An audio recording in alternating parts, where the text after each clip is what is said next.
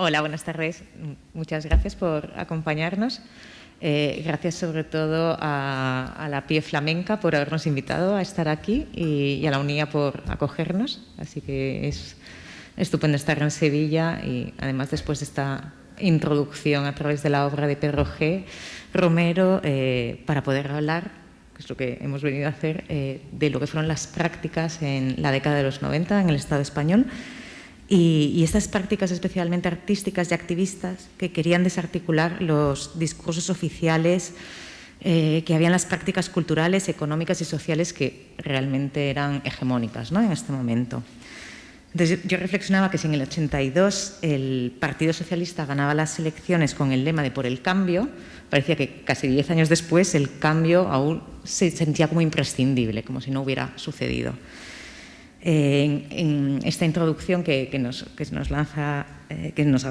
han lanzado para hablar, estamos partiendo de dos análisis. Uno que se hizo en ese mismo momento, justo al inicio de la década, que hace Mar Villaspesa en el artículo El síndrome de mayoría absoluta, en la revista Arena Internacional, que fue en el año 89, y que ya empieza a hablar de esta... empieza a analizar la asunción eufórica de la democracia como una verdad universal, que era incuestionable, indiscutible, y que lo que estaba ejerciendo era una presión que evitaba una visión crítica y por eso también negaba la capacidad de diálogo constructivo con lo que llevábamos a cuestas, con nuestra historia y con lo que estaba pasando en ese momento.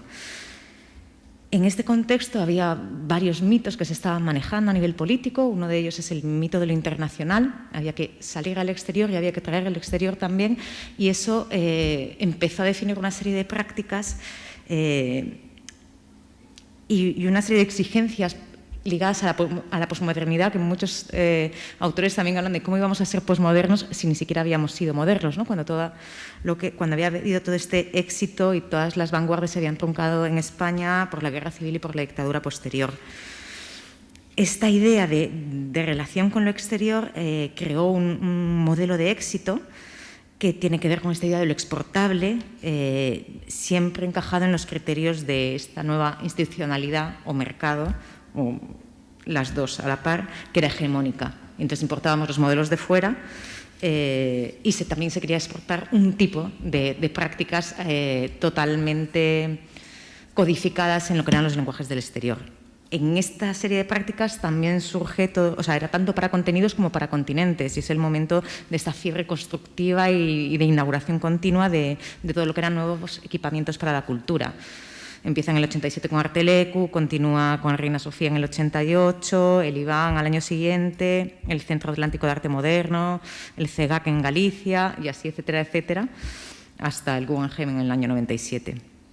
Por eso, Mar Villaspesa habla en este artículo del problema del síndrome de mayoría absoluta, que es en lo político, pero que también se hacía transferible al arte, ¿no? Y era un poco esta idea de que las formas políticas del PSOE, el partido ganador sin cuestionamiento desde las elecciones del 82, era exactamente esto, hegemónico, y no cuestionaba nada. Y al mismo tiempo creaba un paralelo había una versión análoga en el campo artístico, que era este síndrome de ser descubierto, con artistas que no conseguían articular una escena que cuestionara esta realidad ni estas políticas culturales.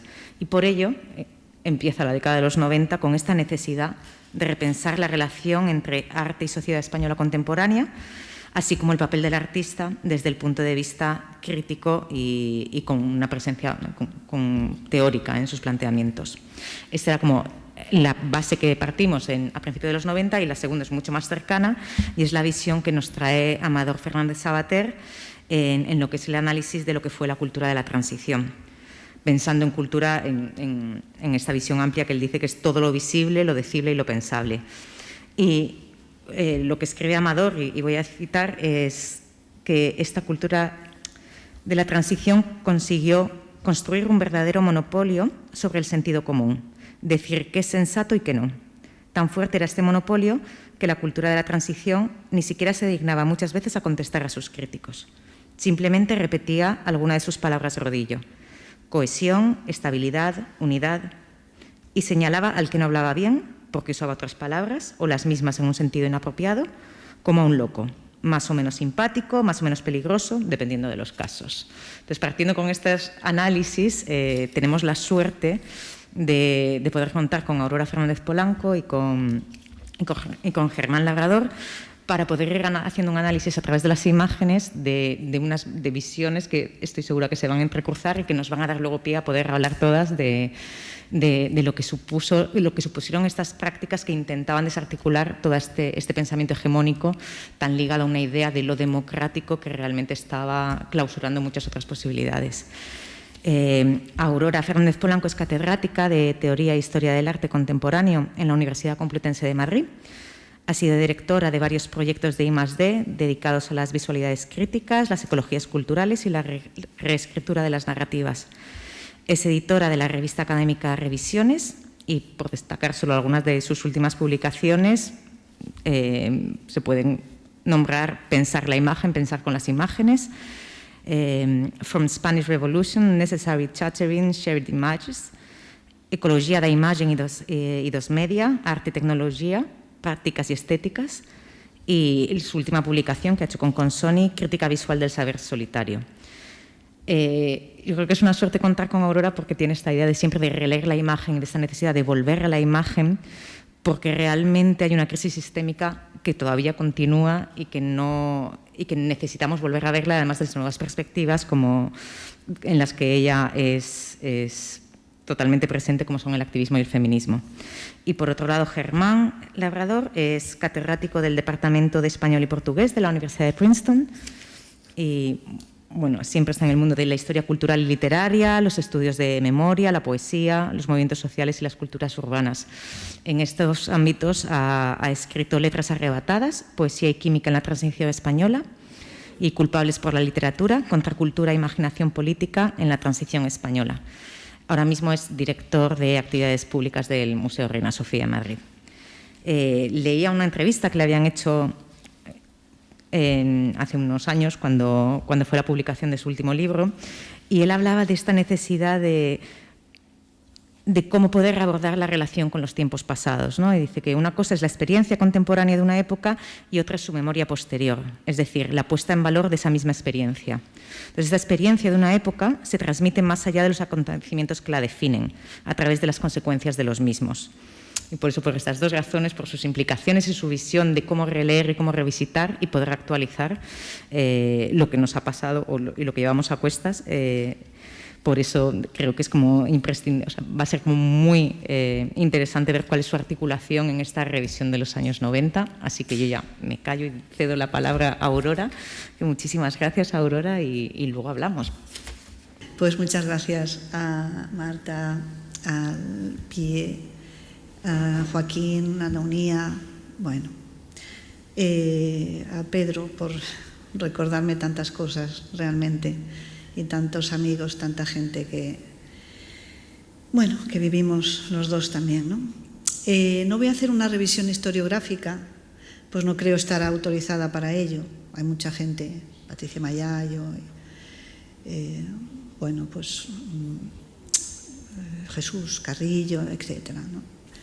Tiraré de psicoanálisis, recuerda la película de Hitchcock, como dice David Montero en el vídeo de Pedro G. Romero, pues del psicoanálisis me interesa la pregunta por el lugar de enunciación, es decir, desde donde hablo, más de lo que voy a decir, y desde luego por los detalles, los lapsus, los síntomas que aparecen en las imágenes. Así que dejadme que os presente unas cuantas imágenes como si fueran el jeroglífico de un sueño, que al enfrentarme a esta década, durante estos pasados días o semanas, ya no me acuerdo, pues estuve como soñando unas imágenes que había, por otra parte, vivido muchas veces, ¿no?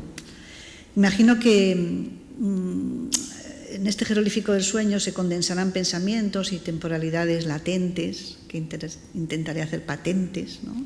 Ya sabéis de dónde viene toda esta teoría de las imágenes, ¿no? Pues Barbour, Didi Uberman, Benjamin, Lo que le hace feminista a esta teoría en el proceso de su despertar, de su hacerse patente, son precisamente las preguntas.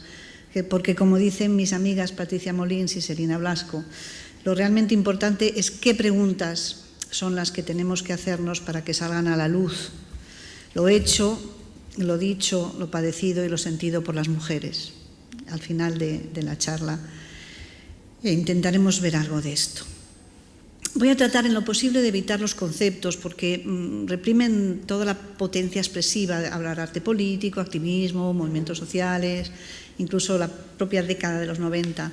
Mi lugar de enunciación, es decir, desde donde hablo, no desde el activismo, desde luego, pues si es un activismo es el de profesora, porque realmente yo durante los 90 me he pasado la vida en la universidad, como sabéis, algunas de las que estáis aquí.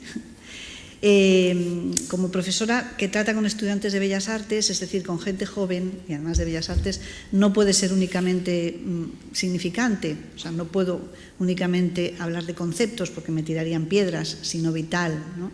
Esos conceptos, como todos los conceptos, se encierran, universalizan, son etiquetas lingüísticas a las que les falta la vida, es decir, el ruido, la incorrección, el grito, la interrupción, las tensiones que están muy bien explicadas en el abstract en relación al flamenco, ¿no?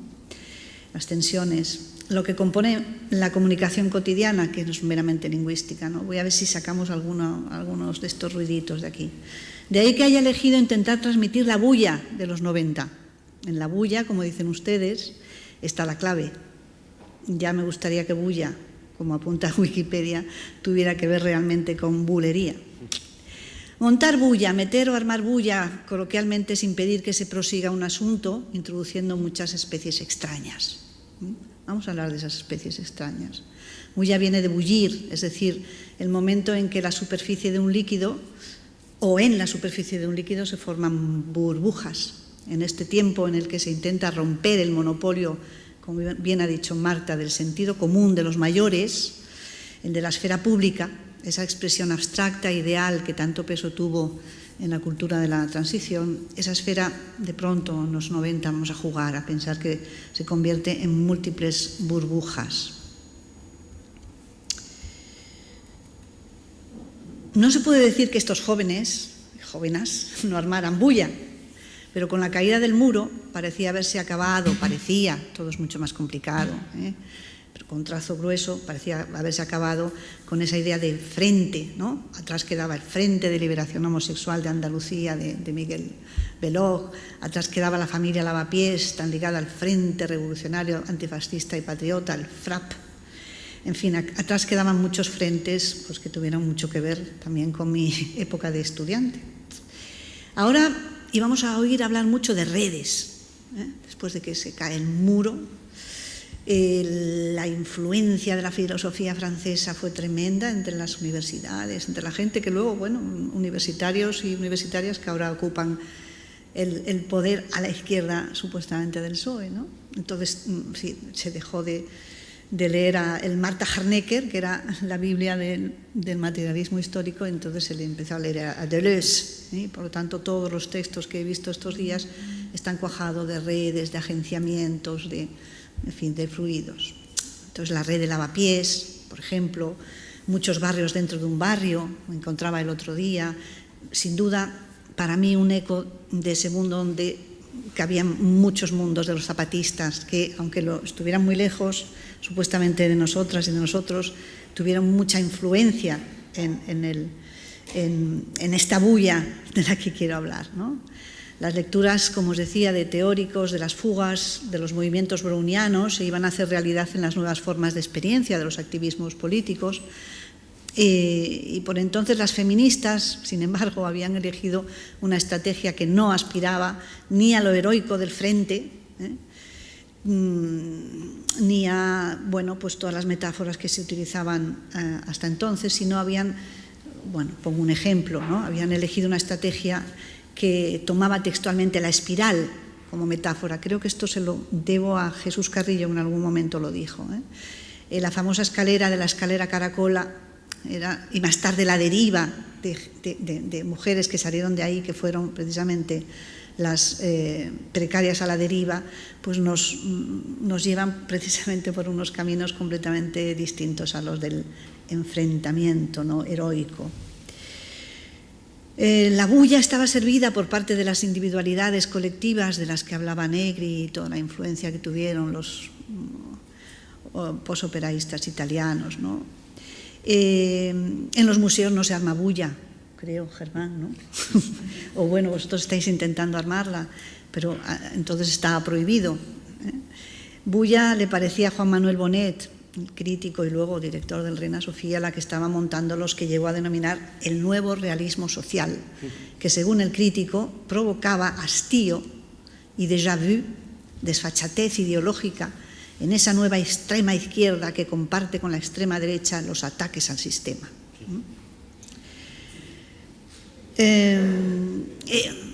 Como ejemplo, diría Strugenbank, Francesc Torres, Marcelo Espósito, Dionisio Cañas, que había osado organizar en su pueblo de 5 casas la exposición Cambio de Sentido. Cambio de Sentido, una exposición organizada en la que solo podían participar colectivos de artistas. O sea, la intención de esta muestra es la de invertir el orden cultural centralista, No sigo leyendo porque lo tenéis en internet. Hubo una bulla muy concreta para boicotear muchos actos, los Juegos Olímpicos, la Expo de Sevilla, pero como es tan sabida, tan patente, no me voy a detener en ella, ya que estamos ahí trabajando un poco con lo latente, porque antes de eso yo creo que hay una tarea por hacer muy interesante. Y revolviendo entre mis papeles y bicheando un poco por internet, encuentro un artículo que recuerdo perfectamente de Sánchez Ferlosio, dice: la cultura, ese invento del gobierno, donde se puede leer algo tan jugoso como, en efecto, si Goebbels dijo aquello de cada vez que oigo la palabra cultura a martillo la pistola, los socialistas actúan como si dijeran: en cuanto oigo la palabra cultura, extiendo un cheque en blanco al portador. Humanamente, huelga decir, sigue diciendo Ferlosio, que es preferible la actitud del gobierno socialista, pero culturalmente no sé qué es peor. Ferlosio, también García Calvo, etcétera, tan cercanos a Pedro y a las propuestas que llevó adelante Pedro durante todos estos años. El artículo me hizo recabar en las diferencias y la repetición de lo mismo, o viceversa, en las repeticiones y la diferencia de lo mismo, algo que por la denuncia del texto de Mar Villaspesa en Arena, titulado Síndrome de mayoría absoluta, me llevó con un poco de mala uva por mi parte a Luis González Robles. Luis González Robles era el comisario de exposiciones de la Dirección General de Bellas Artes en los años 50 y 60 y 70, cuando dijo aquello a los artistas que tenían que representar a España en las bienales del extranjero: quiero cuadros muy grandes, muy negros y muy españoles. Esto yo no lo viví, porque en esa época, pero lo estudié porque fue parte de mi tesina, ojo. Es cierto que por entonces la mayoría absoluta se denominaba franquismo, tampoco hay que exagerar y comparar las cosas tanto, pero bueno, como estábamos hablando en ese estado latente del sueño, de pronto se me cruzaban las cosas. José María Giró, bueno, pues en una propuesta de su grupo Marketing Directo, hizo este trabajo, bueno, que representaba un pequeño monigotito a medio camino entre una especie de mochilero, de obrero que iba saltando y que llevaba a sus espaldas el logotipo, bueno, que había sido desechado y que había realizado para el Museo Nacional Centro de Arte Reina Sofía. Es decir, igual que las ardillas podían pasar España de árbol en árbol, bueno, se podía pasar España sin pisar el suelo de museo en museo. Pese a que todo el mundo conviene en encontrar un origen de la década en la caída del muro de Berlín, me cuesta trabajo ceñirme a la cronología, porque por mi condición de historiadora benjaminiana, perdón por la petulancia, no hay tiempo lineal y el origen es un torbellino en el río donde chocan todos los tiempos, ¿no? Así que podía hablar del entorno arremolinado de los problemas de los que aquí vamos a tratar, unos 90 que en mi opinión comenzarían con las tremendas manifestaciones anti-OTAN de 1986, o al menos, vistas así desde el relato, en este inicio de la película de Madrid de Basilio Martín Patino con las caricaturas de González y de Reagan, que yo no sé dónde están, creo que las habíamos puesto por aquí, por delante. Se pusieron antes, efectivamente. Bueno, cito directamente a Basilio. El protagonista de la película era un realizador alemán que si visitaba lugares, yo la he vuelto a ver ahora cuando ha muerto, ¿cómo se llama el artista? Bueno, ahora me acordaré. La protagonista, jolines, Verónica Forqué. El protagonista es un realizador alemán que visita lugares de memoria de la ciudad y mientras tanto veía que había manifestaciones. El protagonista pregunta cosas sobre el pasado porque le dicen que tiene que hacer un documental sobre la guerra y de pronto lo que se encuentra son obreros protestando contra la reconversión industrial o manifestaciones anti-OTAN, protestas todas muy propias de los años, de finales de los 80. Alquilamos, dice Patín, un piso en la calle Alcalá y rodamos desde allí al pueblo en la calle. Madrid en movimiento siempre me ha interesado. Esta es una foto de cuando se pasó horas y horas y horas en el 15M. Lo he vivido y lo he gozado, dice. Hay épocas que son de reunirse y esta ciudad, respecto a Madrid, tiene algo especial. Basilio, de quien llegó a decirme Santi Eraso en la maravillosa Artelecu un día, que según Pedro G. era el Godard español, es decir, cuando Godard había hecho las Histoires du Cinéma, pues Basilio era el gran contador de historias. Entonces él comprendió muy bien estas temporalidades, ¿no? La película es de 1987, el mismo año de la huelga general, que contrapongo aquí a La Puerta del Sol, que me hace otra vez pensar en ese remolino de tiempo y en las latencias que podemos encontrar en las imágenes. No me digas que no me sale aquí la foto de la contraposición. Me cachis en la mar. Bueno, pues era una contraposición de La Puerta del Sol con Sol en 2011. Entonces eran porque yo eso sí que estuve en el año 87, ya tenía edad para ir a manifestaciones. Entonces sí que estuve en la tremenda manifestación cuando la huelga general contra los socialistas.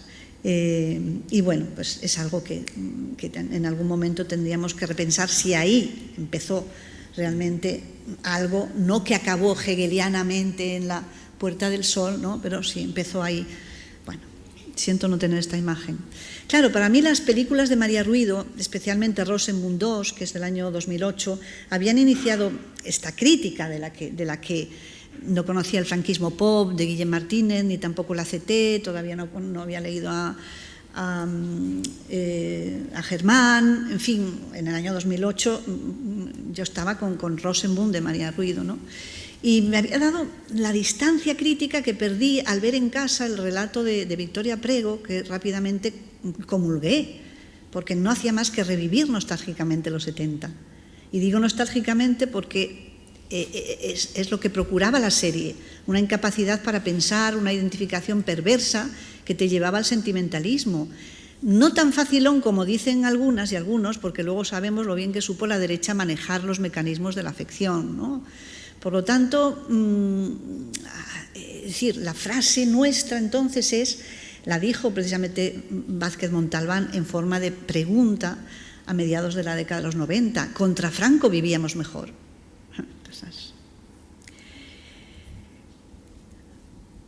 Por volver al lugar de enunciación, desde donde hablo, yo por entonces no era más que una profesora universitaria que intentaba leer en mal inglés todo lo que la compañera Estrella de Diego nos traía de los USA.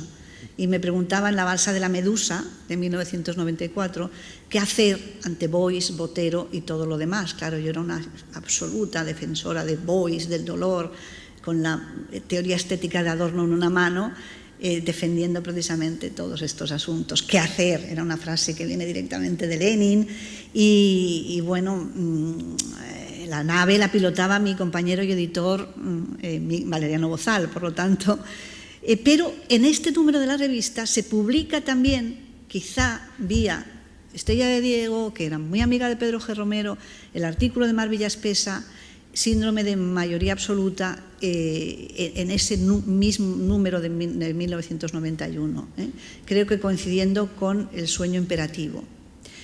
Eso también fueron los 90, al menos en la Universidad Española, porque algunos de los movimientos brownianos criticados como posmodernos, pues como os dije antes, se daban en esa. Creo que tengo poco tiempo ya, ¿no, Marta? 5 minutos. Entonces, bueno, creo que he preparado de más y voy a... No, que soy mujer y sé que me tengo que cortar, porque... No, iba a hablar ahora pues, de toda la importancia que tuvo precisamente la teoría. En el año 1991 Teresa de Lauretis justamente acuña la teoría queer, y entonces todo eso, pues claro, estaba filtrándose por la universidad. Qué decir de José Luis Brea, antes citado, es decir, qué decir de todo lo que estábamos leyendo y lo que dice Mar Villaspesa en un momento determinado, ¿no? O sea, lo bueno de todo eso es la conjunción entre teoría crítica con el activismo, los cambios epistemológicos, cito a Mar, producido por los feminismos, los gestos performativos, la representación audiovisual, la vida, y para eso eligió en la entrevista que vosotros le hicisteis, Marta y Nico, en la performance de Miguel Belloc, ¿no? Bueno, bulla seguían haciendo también los estudiantes en Cuenca, pero la situación de Cuenca, a mi modo de ver, fue, y lo reconoció Horacio Fernández, que fue un auténtico fracaso, pues porque todo el mundo, especialmente los artistas, iban allí pidiendo financiación, ¿no? Algo que a posteriori apostilló Valcárcel Medina en una entrevista que podéis buscar, y porque es muy buena, cuando dice: yo suelo decir a los artistas que estoy cansado de las becas y las residencias, me parece estupendo que las den, pero sin beca también se puede vivir, y hemos vivido mucho tiempo. Hay países donde no hay ni siquiera papel y lápiz. Tú que puedes tener papel y lápiz no puedes expresarte en el nivel que puedas, va. O sea, pegó una lección ahí en los años 90 en una workshop en el Círculo, que se llamaba Crisis, Cultura, Crisis, pues muy actual, ¿no?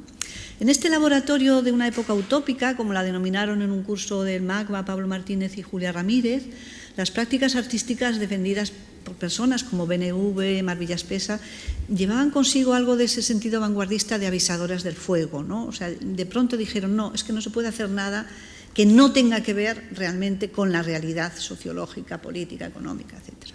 Son unas prácticas que produjeron unas ondas expansivas que son, bueno, pues que para mí se resumen en esta imagen de Bodisco, que justamente participa en el sueño imperativo con Manuela Carmena, y que cuando la vi dije: no me lo puedo creer, aquí está todo. Es decir, no hegelianamente, como digo, ¿no? pero esta especie de condensación que produce la imagen en el sueño, y que luego tienes que hacer, como decía antes, patentes a latencia. Mira, aquí sale ahora el montajito de 1988 y de 2011. Bueno, pues por aquí van un poco los tiros que luego tendríamos, si os parece bien, que discutir, ¿no? Y estas tres imágenes, a mi modo de ver, también funcionan como, es decir, el concepto de otra cultura completamente distinta a la cultura que nos vendían y que ya no ha vuelto a ser lo mismo. Hay mucha gente haciendo ese tipo de cultura, en los años 80 muchísima, ¿vale? Pero de pronto cambió. Esta es una foto que hay en un artículo está en la revista Desacuerdos, que hay una niñita que le dice al niño de arriba: ¿qué estás haciendo ahí arriba? Entonces el niño responde como decimonónicamente: pues es que quiero encontrarme a mí mismo. A partir de ahí, o sea, lo que hace el ballet de Trisha Brown aquí, pues no es encontrarse a sí mismo, es decir, es estar de alguna manera fenomenológicamente probando qué puede hacer el cuerpo con la gravedad, ¿no? Y luego esta otra imagen de aquí, ya las dos primeras imágenes pertenecen al ámbito de la estética, y lo que nos pueden dar es precisamente cambios utópicos para imaginar otros mundos, pero lo que está haciendo este chico aquí y sus colegas en Claremont Road, que justamente en el libro de las utopías que escribe Julia Ramírez, pues es impedir que tiren las casas para que se construya una carretera. Por lo tanto, de pronto nos encontramos con algo que yo defiendo últimamente, eso de que la cultura, el arte, sirve para algo. O sea, ¿qué tenemos contra el uso? Realmente, o sea, no sé qué manía tenemos contra el uso, ¿no? Es decir, de pronto hay que involucrarse en un tipo de cultura que sí sirve para algo. Y como os decía, al final, pues lo que en toda la vista de estas imágenes me he encontrado con que son mucho chico, mucho tío, como decimos nosotras, mucho tío en todos los movimientos. Bueno, pues mirad, por ejemplo, mis amados y queridos Fiambrera Obrera y Jordi Claramonte, a los que admiro, pero claro, la iconografía que estaban utilizando de la acción directa como una de las bellas artes, papá, bonanza, ¿no? O sea, es como a Roberto Alcázar y Pedrín, y o sea, al final dices, bueno, ¿qué es lo que está pasando aquí? Pues es decir, LSD, Fefavila y la Radical Gay, pues ellos estaban diciendo cuerpos insumisos atados al placer y estaban trabajando en ese momento con asuntos que tenían que ver, bueno, pues con movimientos, el feminismo como movimiento social, no como movimiento artístico, ¿no? En momentos de repensar el SIDA, de estar en contacto con, no repensar, sino de solucionar, ¿no?, asuntos a pie de calle.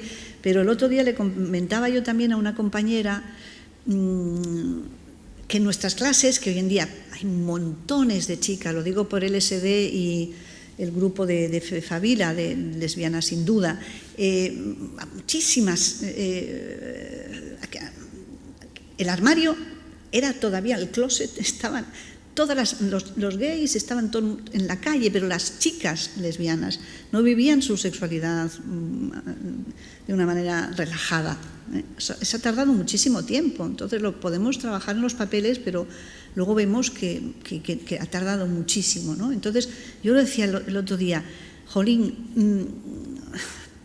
pese a la importantísima exposición 100%, donde Mar Villaspesa intenta mostrar que el problema no es añadir a la sopa del patriarcado mujeres, sino hacer otra comida,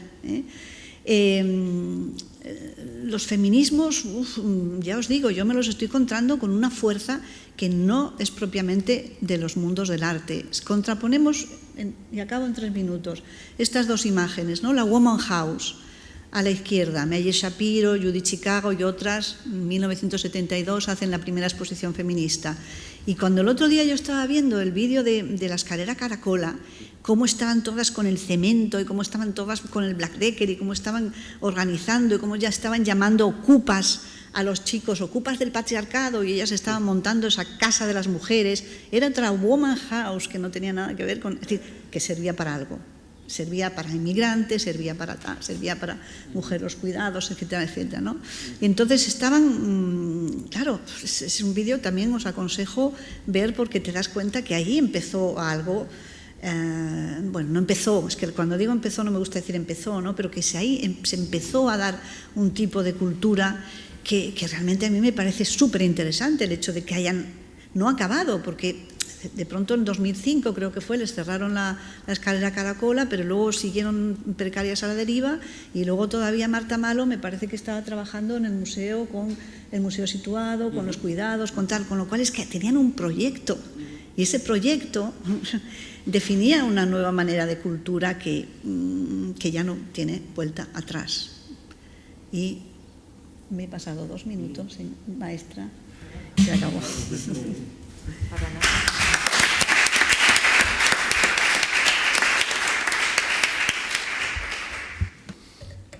Buenas tardes, ¿qué tal? ¿Me escuchan?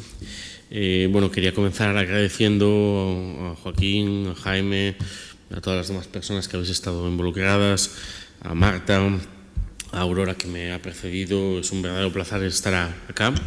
Es siempre una fiesta venir a Sevilla y bueno, pues lo que os voy a presentar ha querido tomarse en serio la invitación de Joaquín en 2 sentidos. Por un lado, dialogar con el vídeo de Pedro, con la idea de articulación que está detrás de la expo y del vídeo, con la idea de rótula específicamente, y hacerlo reflexionando sobre el contexto de los años 90, que de una manera tan rica y tan hermosa, tan intempestiva, nos ha traído Aurora. En ese sentido hay muchas afinidades, también yo creo como que hay muchos complementos, pero no hemos hablado, pero bueno, hay una comprensión benjaminiana también de lo histórico y de esa manera de evocar pues, las lógicas del momento, ¿no?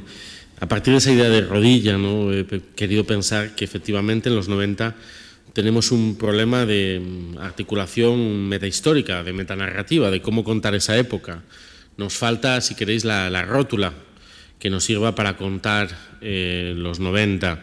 Nos falta todavía por identificar los mecanismos culturales que permiten el paso de la España socialista a la España neoliberal, de la España industrial a la posindustrial, de la España nacional posfranquista a la europea, del telón de acero al norte global. Son transformaciones que suceden en 4 años muy rápidas en el intervalo del 89 al 93 y cuyas consecuencias se van a desplegar por décadas, aún estamos desplegándolas. Las transformaciones epocales necesitan mecanismos culturales densos que las hagan pensables, que las hagan posibles, de hecho que las empujen, ¿no? Los mecanismos culturales operan como palancas de las transformaciones estructurales, y lo que he querido en estas notas es identificar una serie de engranajes propios de esos años 90 que nos sirvan para explicar un desplazamiento que no tiene que ver exactamente con la máquina. No es un problema del engranaje, como nos gustaría pensar a partir de esta idea de la rótula, sino de la lógica que hace posible el engranaje, o mejor dicho, del paso de una lógica de engranajes a una lógica de flujos, a través de una serie de engranajes, de rodillas, que todavía lo permitan, y eso lo vamos a ver de una manera muy clara. Me permito de una manera retórica hablar de la relación evidente y complejísima entre máquina y modernidad a partir de un paradigma que es el de la rótula dentata, ¿no? El de la rueda dentada o de la rodilla industrial, a partir de la pregunta política por el lugar de lo humano en la máquina industrial. Félix Guattari, en los años 70, un autor fundamental para pensar todo lo que estamos aquí hablando, pero mucho antes ya los surrealistas y antes incluso una tradición de pensamiento más subterránea que tiene que ver con la propia tradición marxista, ha identificado muy claramente que lo humano es parte de la máquina, no su operario. La fantasía del dominio, donde el hipotecado es poseído por su hipoteca, el administrador por la administración, el juez por la ley, el guardián está preso por la misma cárcel que vigila y obviamente el operario es parte de la máquina que opera. Es uno de los engranajes más ricos y complejos y más frágiles de esa misma máquina, y esto es así desde el mismo comienzo de los talleres mecánicos del 19, los ingenios coloniales de Cuba, Brasil o Virginia, o los molinos esquizos del 16 y 17 en sus tradiciones más secretas de los archivos modernos. El poema famoso de Brecht, ¿no? De General Tután, que es más fuerte que un coche pero tiene un defecto, necesita un conductor, en una época en la que todavía se podía pensar que eso aún era cierto, ¿no? Todavía estábamos muy lejos de imaginar una época de tanques que no necesitasen conductores, de aviones que no necesitasen conductores, de máquinas que no necesitasen lo humano. En aquel momento, precisamente por el sueño de sabotearse, de sabotear la máquina de la que uno es parte, ¿no? Como una imagen fundamental de la resistencia política que nadie como Chaplin captura en tiempos modernos. Aunque Chaplin nos trae malas noticias, ese hombre domesticado por la máquina a través de esa ciencia política o biopolítica del movimiento, solo puede sabotear la máquina como un error en la cadena productiva, como un momento de rapto, ¿no? Esta idea de que uno, lo humano es parte de lo maquínico, dos, o sea, somos parte de esa otra rótula, dos, es posible el sabotaje, se va a complicar muchísimo cuando la contracultura en los años 70 vuelva sobre este plan de una manera orgánica en distintos lugares del mundo. William Burroughs lo hará desde Estados Unidos y propondrá la lógica drogada, psicopolítica, frente a la lógica biopolítica del engranaje, y dirá: es posible salir de la máquina así, a través de la fuga de la conciencia, y esto será lo que básicamente repliquen los contraculturales ibéricos. Estas son imágenes que acompañan algunos de los libros de Mariano Antolín Rato, uno de los traductores de la Beat Generation y olvidados escritores de la beatnik, de novela psicotrópica en el contexto ibérico de los finales de los 70. La idea es que antes de poder pensar en un sistema productivo organizado precisamente como articulación mental, como articulación maquínica del deseo, la lógica libre del deseo no sometida a la máquina se veía como un momento posible de sabotaje. los poetas españoles de la contracultura estarán pensando esto y desarrollando sus máquinas del deseo como si todavía a través de ellas pudiera hubiera existido una emancipación del Fordismo en un momento en el que las máquinas están desapareciendo, las máquinas están yendo a Oriente, al lejano Oriente, y lo que quedan son sus fantasmas, ¿no? Hay esto ya estamos mediados de los 80 y hay un momento, y aquí ya me meto en la década, un momento tardío respecto de lo que es esa música experimental de la ruta, ¿no? Que es, digamos, el momento en el que ya no solamente se ha hecho hegemónica dentro de la cultura, sino que se ha hecho poshegemónica, es decir, se ha hecho feísta. La música de la ruta, digamos, ya es el encuentro entre el ritmo electrónico y la música pop, los clásicos pop, ¿no? Y van a aparecer una serie de discos justo a principios de los años 90 bajo el título Máquina Total, ¿no? Yo era muy niño, pero los recuerdo perfectamente.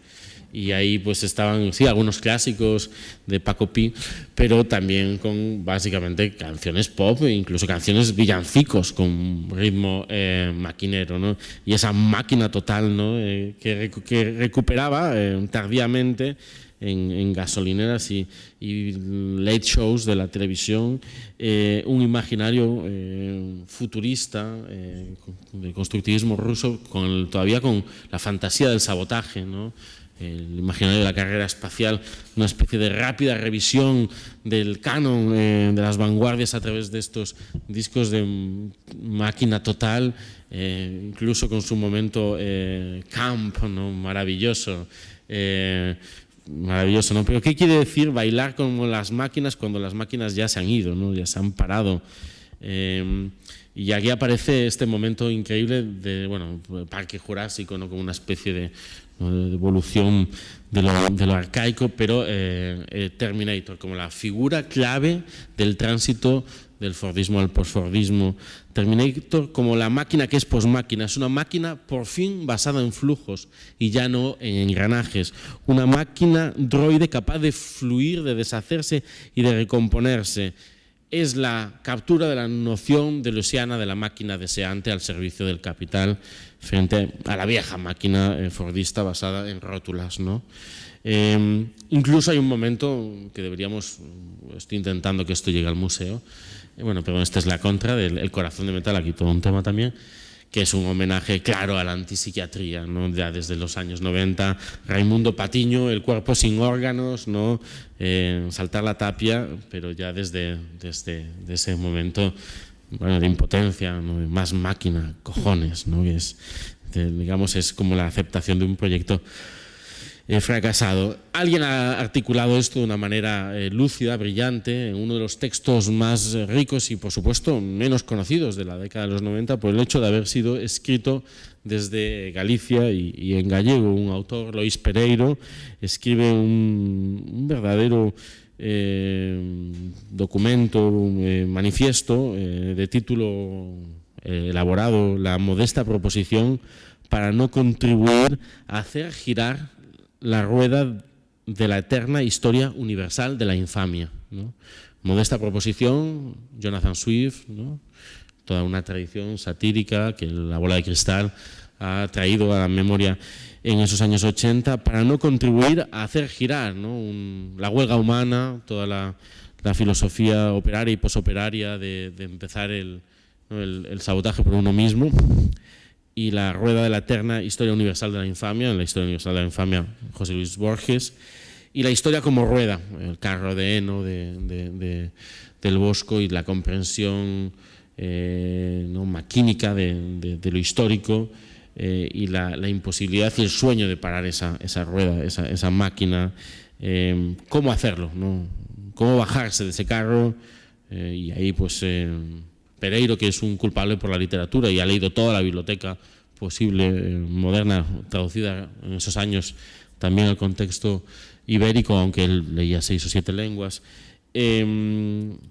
pues habla de la traición también de los compañeros de viaje, de los antiguos contraculturales, de los antiguos revolucionarios integrados en ese sistema que el PSOE está gestionando en esa época, y la necesidad de conectarse contra las nuevas violencias que año 89, año 93 norte-sur, han configurado la vieja frontera este-oeste en una nueva organización global de la miseria.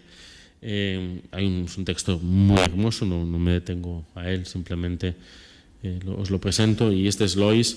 Lois, su manera de bajarse de esa máquina, de no contribuir, de ejercer el sabotaje, por usar su término, será incorporar a su propio cuerpo biopoético frente al cuerpo biopolítico de la máquina engranaje los 3 estigmas de la época, las 3 heridas que diría Lorca, ¿no?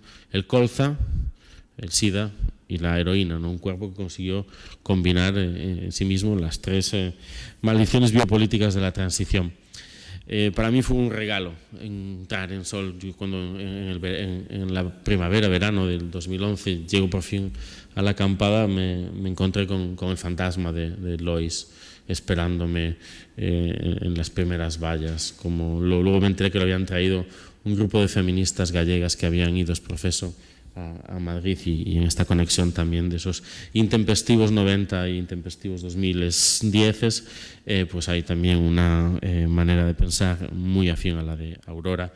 En este sentido, Lois plantea la encrucijada de una tradición de pensamiento político basada en la idea del sabotaje y de disidencia biopoética frente a la biopolítica maquínica, de imposible solución si no es a través del holocausto, a través de la inmolación, del suicidio o la activación política de esa misma figura que veremos en los años 2000, que será el kamikaze, el bonzo y el terrorista kamikaze, ¿no? Que es la conclusión natural que también cantaban los maquínicos de los 90 y sus antepasados en los 80 primeros del heavy rock punk español, como en aquella canción de Miguel Ríos, de letra de Jaime Noguerol, Banzai, con su propio cuerpo lo harán como un kamikaze, ¿no? Todo ese callejón del sabotaje es la única vía moderna que encuentra, callejón sin salida, por tanto. Los años 90 se abren pues en una encrucijada que se puede contar con 2 shows de la televisión, y en medio tenemos el problema del engranaje, el problema de la rótula.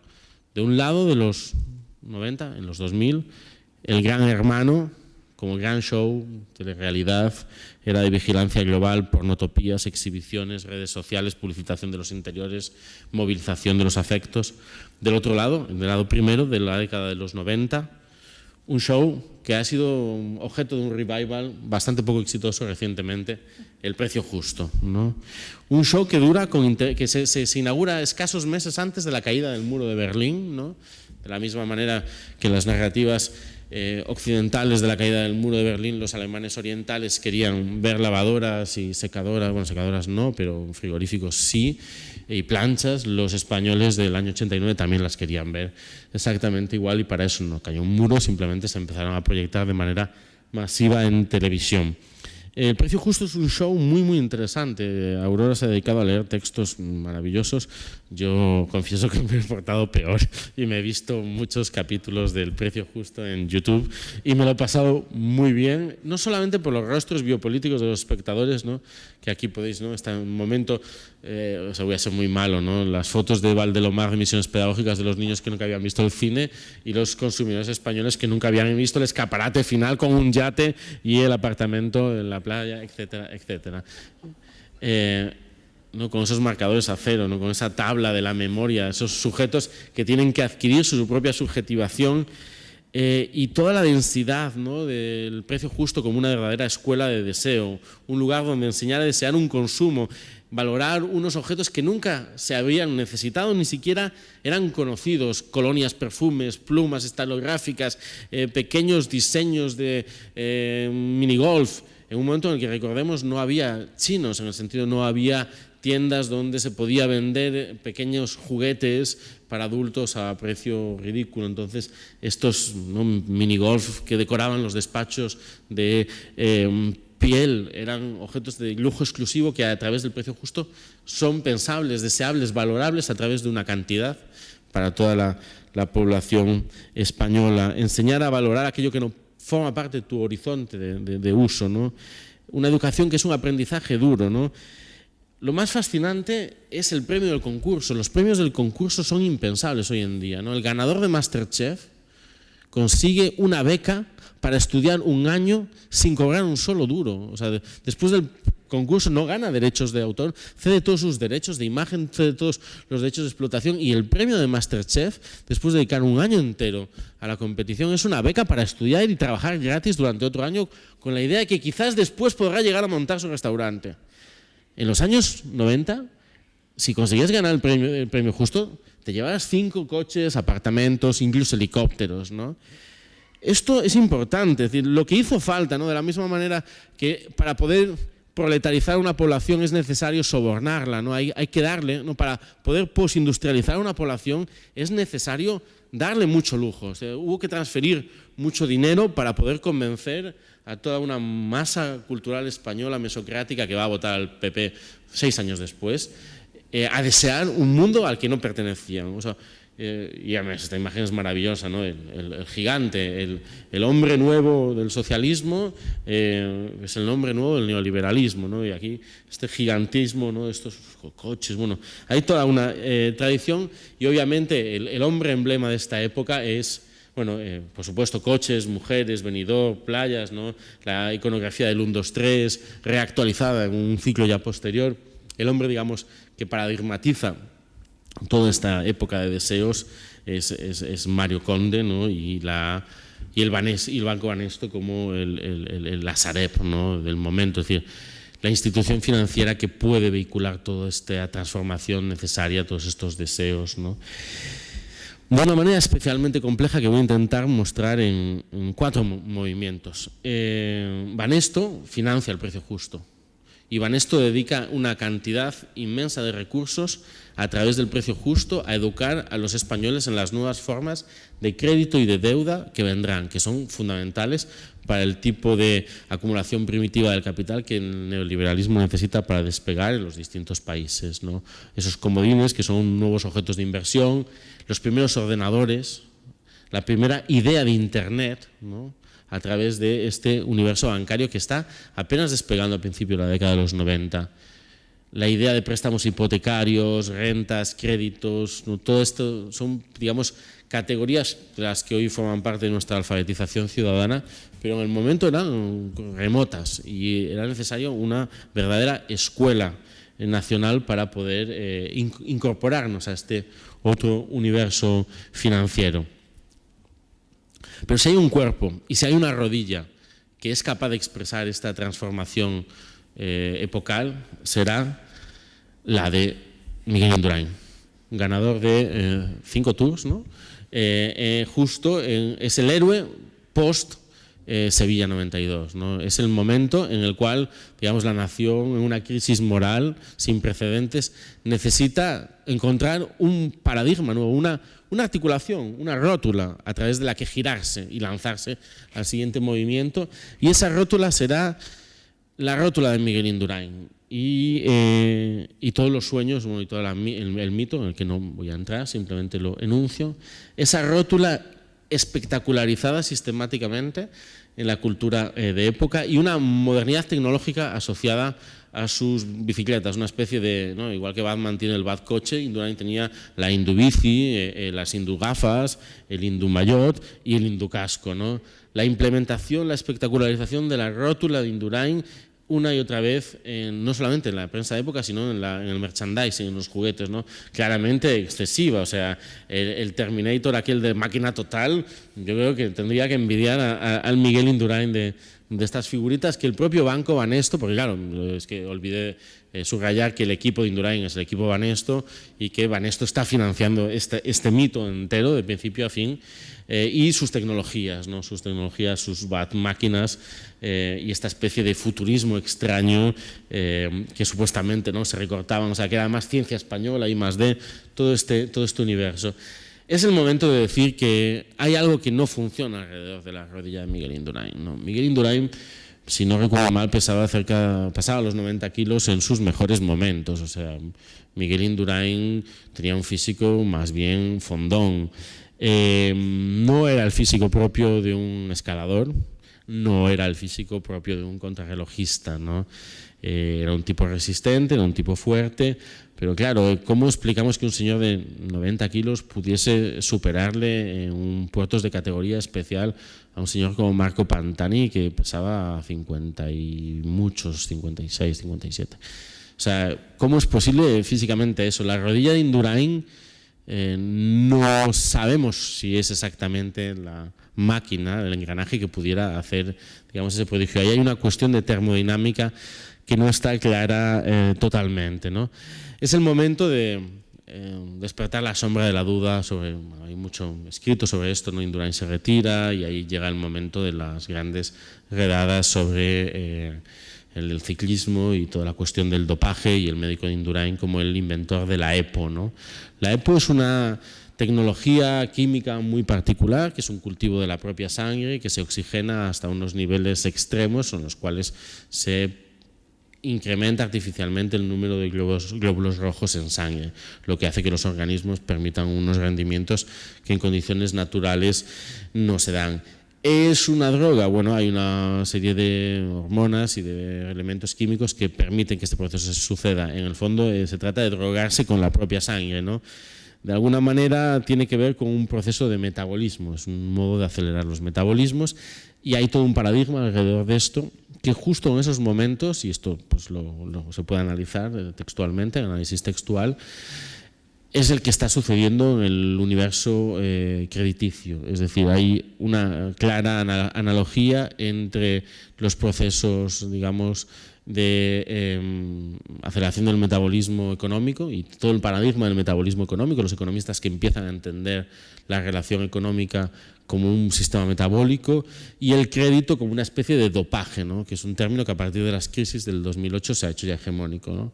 La idea de que a través del crédito, a través de la deuda, se puede dopar un sistema, económico. Entonces, claramente, el cuerpo de Indurain sirve para explicar, y ahora lo veremos también, cómo el sistema económico español, a través de la financiarización, es decir, por un lado asumir deudas y por otro lado invertir en América Latina, va a desarrollarse a partir de los años 90 dentro ya del contexto de la economía del gobierno de José María Aznar y lo que va a ser después la burbuja crediticia. Pero en el año 93, o sea, antes de Indurain, justo en ese momento, nos encontramos a Banesto financiando los Juegos Olímpicos y la Expo de Sevilla. O sea, mientras ese paradigma químico se desarrolla, hay otro cierre químico que es el que yo básicamente he estudiado en mi trabajo, que es el cierre, digamos, de la generación de la contracultura a través de la heroína. Y como sabéis en Sevilla perfectamente, y como hemos intentado reflejar en la nueva colección del museo ahora, ese conflicto se lucha en las calles sevillanas alrededor de la Expo del 92. Este es un libro de referencia para mí, totalmente desconocido, en general, de Gonzalo García Pelayo,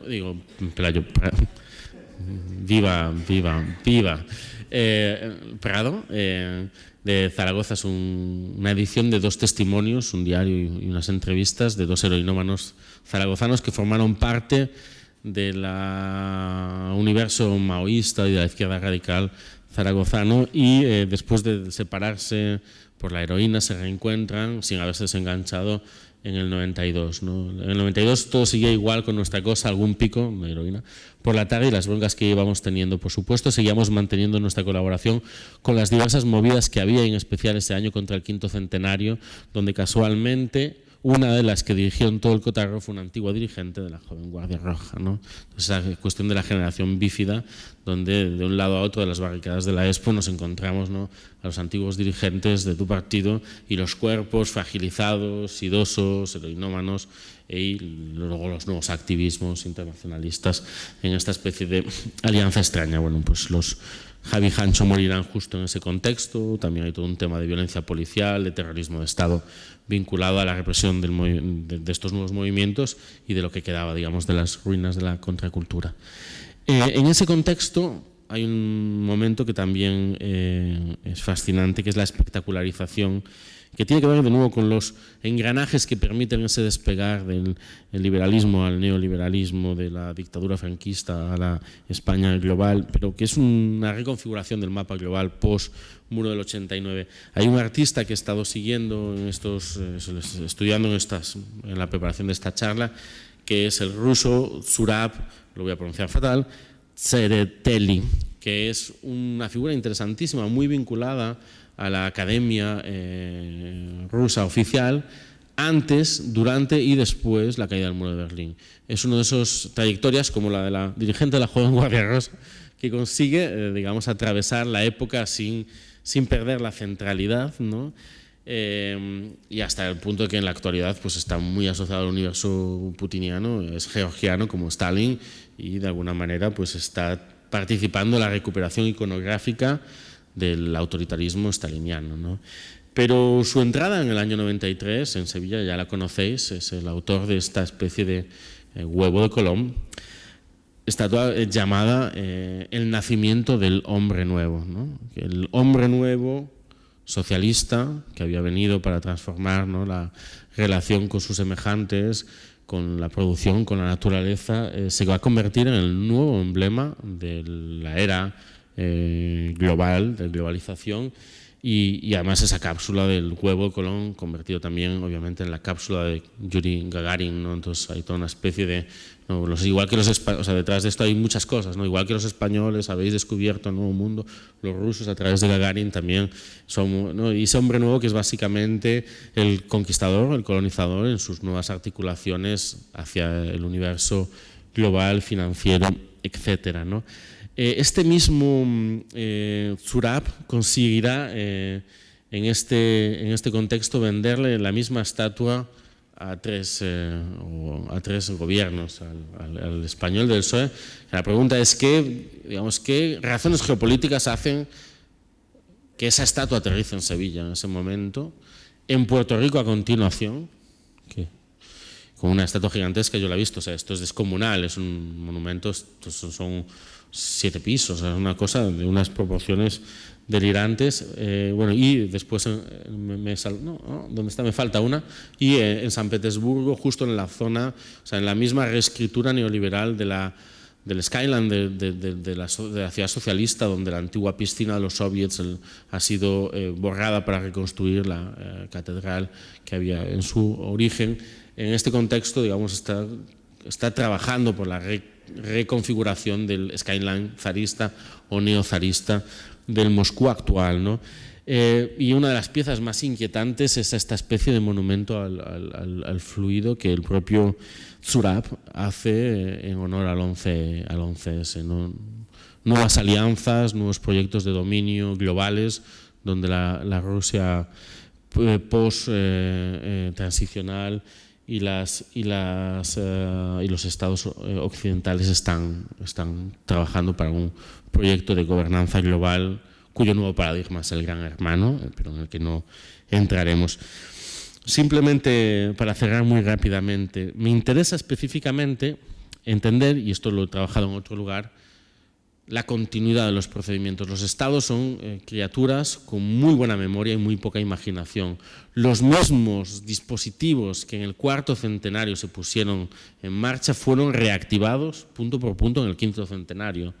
Estas son la recreación de las carabelas colombinas en los lagos del norte de Chicago, y estas mismas recreaciones volvieron a recrearse y a lanzarse contra la Sevilla del 92.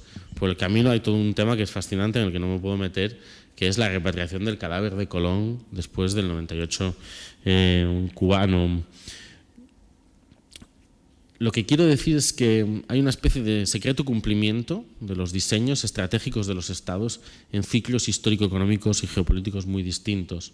Manuel Palacios, en el año 40, en pleno fundación del Estado nuevo franquista, imagina la construcción de 2 torres gigantes plus ultra, ¿no? Palacios se alía radicalmente con el proyecto arquitectónico fascista del nuevo régimen, cosa que por supuesto hemos olvidado, ¿no? Había otras necesidades, entre ellas otros proyectos que se llevarán la palma, como el del Valle de los Caídos, no habrá energía para cumplir ese diseño en ese momento.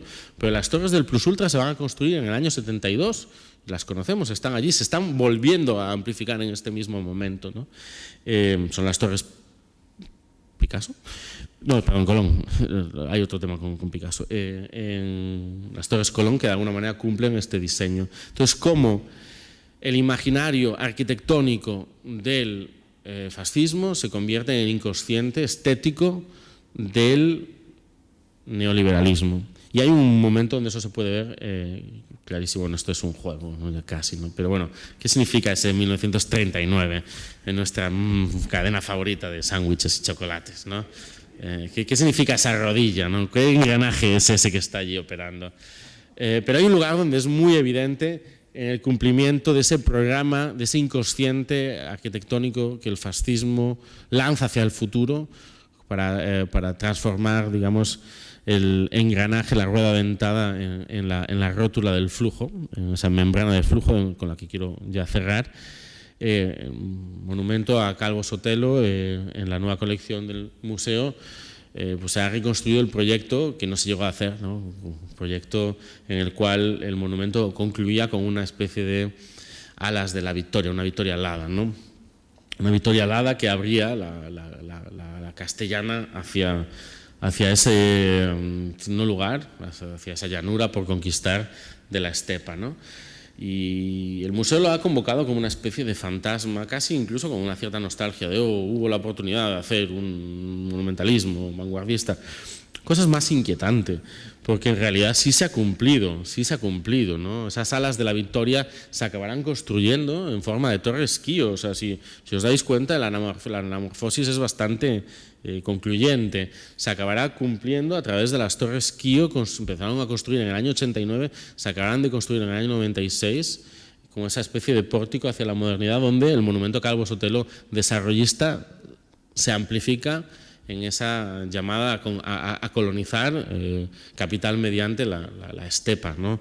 Esa llanura castellana cuyas calles y barrios adoptan nombre de monasterios y de etapas del Camino de Santiago, que en un momento de absoluta genialidad, ¿no? Alex de la Iglesia, en una joya del cine español, El Día de la Bestia, consigue activar, ¿no? Esa película la filma en trance. Un trance luego ya nunca, digamos, es uno de esos autores que nunca va a poder volver a hacer lo que ya hizo, ¿no? En su momento, o sea, tendría que haberse dedicado a otra cosa a partir de ese momento. Y esas torres que se activan para hacer nacer al anticristo al comienzo del año 2000, anticristo que nace a través del asesinato de una mujer migrante racializada que obviamente está convocando, homenajeando, recordando el asesinato de Lucrecia, ¿no?